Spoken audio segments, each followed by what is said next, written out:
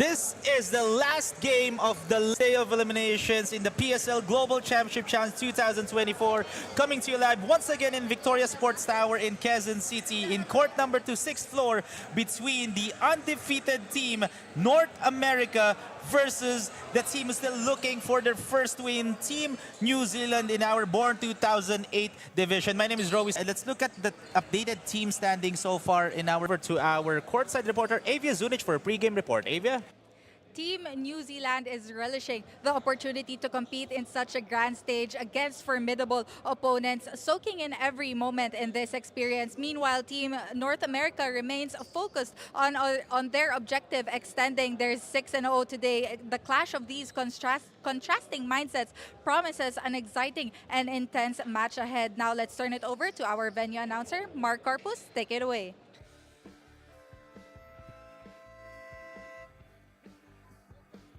Good afternoon, super fans, and welcome here at Victoria Sports Club, Quezon City. This is a continuation of your 2024 Filipino Super League Global Championship Challenge Road to Supremacy. For our last game, it's the battle between the Born 2008 of your Phil Nation Select New Zealand versus Naba Intercity North America. Introducing first your starting lineup for Phil Nation Select New Zealand. At guard number 3, Lorenzo Remedios. Also playing guard number 9, Nicolas De Manuel. Playing forward number 10, Leo Isidro. Also playing forward number 11, Clarence Barenchea. Playing center number 1, Rakau Tamaira. New Zealand head coach Jojo Remedios. And now introducing your starting lineup for Team North America. At guard number 3, Jagger Versosa. Also playing guard number 11, Christopher Paul Albano. Playing forward number 1, Enrico Bungar. Also playing forward number 12, Curtis Chu. Playing center number 15, Ethan Joaquin. North America head coach Oliver Versosa, assistant coach Chris Albano. This is our starting five of the ballgame. For New Zealand, it's going to be Remedios, De Manuel, Tamaira, Isidro, and Barenechea. And then for North America, it's going to be Versosa, Albano, Joaquin, Burgar, and Chu. This is our final game in our final day of the eliminations between the undefeated North America versus a team who's still looking for the first win, talking about New Zealand, and this is our Born 2008 division. Once again, my name is Rowie Sacote. Together with me is Coach Viz Valencia, and our courtside reporter is the birthday girl yesterday, Avia Zunich. And so far, Coach Viz, this is a great ball game, contrasting standings between these two teams. Yes, no, parang well, again, with this division, we only have four participating teams. So technically, placingan lang naman for semis. Pero syempre, mas advantage if you are doon sa top, no? And at the same time, you mentioned parang placingan talaga to. This is a double round robin format naman sa Born 2008 division natin. Since this is a double round robin, these two teams already matched up before. And the last match of New Zealand versus North America was last Wednesday in court number 1, which is nataas sa 8th floor dito sa Victoria Sports natin. There's a good steal right there for North America. First bucket of the ball game goes to Christopher Albano. And yun nga, going back sa game na yun, North America dominated that game against New Zealand. They won by 40 points, 55 to 95. Wow, no? Huge lead, no? Oo. But the question is, did New Zealand did their homework on how to stop this team right here, the undefeated North America? That is the question. Well, I've covered New Zealand, I think the other day. Somehow, yung kanilang, I saw how yung kanilang movements, no? Somehow it improved, no? Yung kanilang chemistry, no? Somehow it improved naman. And this time naman, they lost to North America, itong New Zealand last game sa court 1. Ngayon, let's see if court number 2 will be their lucky court against North America. as that's a good shot right there for Lorenzo Remedios. And what happened was, again, New Zealand still looking for their first win. But in their previous game against dito sa Philippines, although the team has faced significant challenges losing most of their game or all of their games, their most recent game against the Philippines, they showed improvement with the smallest losing margin of just 17 points. I know that's a lot, pero yung ibang games kasi nila, more than 17 yung talo nila eh. Wow, no? Well, this is one thing, that Team New Zealand, for sure, they will gain a lot of, lessons and learnings dito sa kanilang na-experience dito sa PSL. Oh, this is Global. a learning experience for them. As look at that strong drive all the way to the rim for Paul Albano again. And yun nga, it's either you win or you learn. If you lose, if you win the game, that's good for you. If you lose the game, that's a learning experience, di ba? Yes, at saka mga pa to, these are really young players, no? Ito yung mga bunso no? Born 2008. So, Yeah, kung 2008 sila siguro mga 12 pa lang ako noon. If ever. Wow. Oh, grabe. Let's go. Oh, what a rejection right there for Enrico Bungar. Defending the paint that time for New Zealand. And yun nga, coach, mga bata pa to. Ang dami pang futures lang. Ang dami pang pwedeng improve sa game na to. And they're That's true. already playing at a high level. And you will see, itong Team New Zealand, they look really very young, no? Although born 2008, but it looks like much younger pa sila, no? And yung except sa height nila, parang mas matanda sila dahil Yun sa lang. height nila. The Pero height, yes. it just shows, that's a good pass inside to a wide open Nicolas de Manuel for that easy deuce. And right now, our score, 7-6, just a 1-point ball game. Again, in their previous game, nung nagkahatapat tong dalawang kupunan na to, 40 ang lamang ng North America. So literally, I'm pretty much sure the entire coaching staff of Jojo Remedios and New Zealand already did their homework on how to contain North America. Especially if you want to close the eliminations round with a win. Imagine getting your first win against a team who's undefeated all throughout. Yes, no? And siyempre, for North America, kailangan nila tong win na to going for the semifinals, no? Yes, and again, placing tong labanan na to as good stop right there for New Zealand. 7-6, 5 minutes and 48 seconds remaining. Nicolas looking, gives it. Look at the defense of North America. No wide open New Zealand players right there, except for that guy, Nicolas de Manuel once again. And was able to draw a foul, so he'll go to the line to shoot 2 free throws. Oh, New Zealand is leading now, huh? Oo. 8-7 is the score, ha? Again, no, nagkatapat tong dalawang teams na to. North America shot 50% from the field. They attempted 81 shots and made 41. Wow. Pero let's compare it to New Zealand, yung nagkaharap sila. New Zealand only attempted 49, almost half Wow. sa North America. But they only shot 44% from the field. And they turned the ball over. I'm talking about New Zealand. They turned the ball over 35 times. Wow, that's too much, no? Yes. So yun ang kailangang adjustments na gawin dito nila Coach Jojo Remedios and the entire New Zealand. Let's look at that shot. Wow. That was a tough finish for Leo Isidro. As Leo Isidro in their previous game scored 16 points. And so far, more on turnovers ang kailangang we need to watch out for dito, Coach Viz. Kasi yung last game nga nung nagkaharap ng dalawang teams na to, 35 turnovers for New Zealand. Then yung previous game naman ng New Zealand, which was against the Philippines, they turned the ball over 32 times. Wow, that's too much, no? And I think that's one thing that New Zealand has to be careful, no? With the ball, no? They have to lessen their turnovers, no? They need to take better care of the ball. They need to make better decisions. Yun ang pinaka-importante. Kasi out of those 32 turnovers against the Philippines, ang nangyari is Philippines scored 43 points out of those 35 turnovers. Yes. And so far, New Zealand trading buckets here against North America. Makikita mo no, that really New Zealand is playing loose now. Hindi na sila tentative, no? Like the first few games nila dito. Yes, as look at that wide open three-point bomb. Airballs the shot for Tristan Telan. New Zealand, look at that steal from behind dito ni Christian Corcuera. That's going to be a jump ball.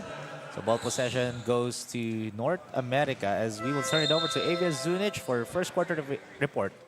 Coach Jojo Remedios commends his youngest player and son, Lorenzo Remedios, for consistently stepping up, particularly in their recent game despite not securing a win. Coach Jojo expressed satisfaction with Lorenzo's leadership, noting how he effectively communicates and motivates his teammates on and off the court. Now, Roy and Coach Viz, we will see if Lorenzo's ability to facilitate plays and provide vocal guidance adds up and help the team alongside their offensive and defensive strategies bag the win today. Back to the panel. And this is just 3 minutes and 18 seconds remaining in the first. And Lorenzo Remedios already has 2 points and 1 assist already. So let's see if he will take over here in this ball game.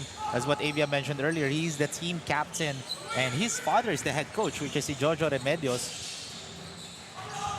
And right now, Coach Viz, I didn't ask this during medyo you're gonna be caught off guard dito. Syempre, you already have a family, right? So you're teaching your kids already how to play basketball? Well, actually, that's isa yan sa, that's one of the topics ng mga coaches, no? Kasi parang minsan, parang ang hirap nung nung ganung setup yung father and son setup sa basketball, no? So, well, mostly with our culture here sa Philippines, talagang medyo bihira. Oh, actually. Yung makikita mo ganyan, no? Na father and son na parang tandem na player normally, and coach. Yeah, if the father is the coach, normally he's the first coach. But, well, normally ang mga bata mas nag-ano sa ibang coaches eh. Yes. Mas, they get more comfortable, no? Especially, so it just shows that Lorenzo Remedios has full trust in his father na si Jojo Yes. Remedios taking over as the head coach for Team New Zealand as North America with that shot for Chase Cuevas. And now, palitan ngayon, Coach Yes, Viz. no? Palitan lang ng lamang, but again, no? I'm happy on how New Zealand is now playing. Mas loose sila, like that, oh? Very confident and taking their shots. Yes, that's a three-point bomb here for Leo Isidro. Again, Leo Isidro played 35 minutes in their previous game, scored 16 points and garnered 13 rebounds. Double-double performance for Leo Isidro. Look at that offensive rebound there for North America. So ball possession goes to New Zealand. And again, turnovers, no? I think this is one thing that New Zealand has to be careful of, no? Yes, and yun nga, after that turnover, that's a point from turnover dito for North America. Again, in their previous game, North America got 28 steals against New Zealand. And that forced New Zealand to commit 35 turnovers. Ayan, another steal, no? For North America. Pero this time naman, tight ball game here with less than a minute remaining as Leo airballs the three-point bomb. And this time, ito yung mga bunsune ng dalawang Yes. kupunan natin. Imagine mo, Coach Viz, born 2008. These are like what? 14, no? 14 and under. 14 and under, di ba? That's true. And they already went outside of their country, respective countries, to compete and just to play basketball. That's true, no? So again, this is sa mga na napakaswerte nila and we thank PSL Global Championships for organizing this league, no? Oo. 14 years old ako. Nung 14 ako, nagpi-PS1 pa lang ako noon eh. So, Sa kabihira mga tournaments, no? Na Yes. ganito. and right now, clock is expiring. Will that count? And that airballs the shot. And that ends the first quarter with a 4-point lead in favor of North America. This is a different type of New Zealand team that we're seeing right now, Coach Viz. Again, they have really done a great job improving their game against North America. And that ends the first quarter, 21-17.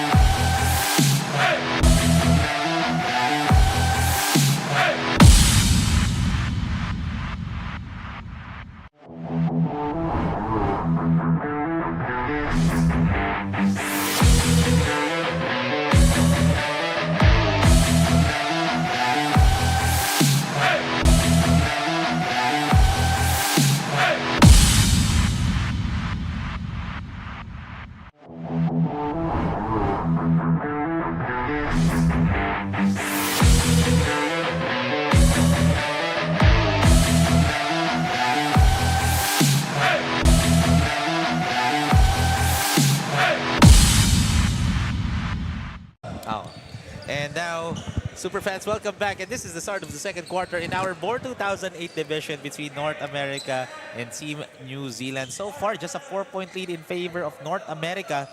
So we just witnessed how Coach Jojo Remedios and the entire New Zealand team adjusted their game against their loss against when they played each other last Wednesday. Again, 40 yung lamang That's true. ng North America. Ngayon, 4 points pa lang ang lamang nila. Starting the second. And there was a point pa in time, diba, na lumamang pa ang New Zealand, no? Yes. ng first quarter. But again, this is one thing that I've been seeing New Zealand yung pag-improve nila the past few games. No? And again, basketball is a win or you learn kind of situation. Again, this is a good learning experience for New Zealand. Even though they're 0-5, Yes. they still played their hearts out in this ball game. Imagine, their first game was against Canada. That score was 101-66. That's a 55-point loss or 45-point loss against Canada. Philippines naman in the first round robin, 132 ang score ng Philippines, 59 lang ang New Zealand. Their next game, their third game was against North America, which is who they are facing right now, 95-55, 40 yung lamang. Against Canada naman, New Zealand, the game after that, 85-51. Now, their previous game, last game, 97-80. Bumaba. Bumaba, no? Oo. So you can see signs of improvements, no, for these kids, no, and yan naman yung isang objective of this PSL Global, no, to give these kids not only exposure but the learnings, no. Oo. And again, what a better way to go back to your hometown, di ba? Or home country. That's true. Kasi again, if sa mga players natin, they need to hold a Filipino passport and my Filipino lineage just to play dito sa Global Championship Challenge natin. Look at that pass inside to Enrico Bungar. But credit the setup play right there. Yes, good give and go play, no. Imagine 14 under, may mga give and go plays na. They know how to read plays. They know when to attack. Just like that one for Paul Albano once again. And nung 14, kita mo, tinapik lang ni Paul Albano yung bola sa net, di ba? Abot niya yung net. Nung 14 ako, hindi ko kaya yun eh. But let's take a look at this replay. Look at that, the hoop plus the foul for Paul Albano and has an opportunity for a 3-point play. But we have a timeout break. Super fans, stay tuned. We'll be back after this.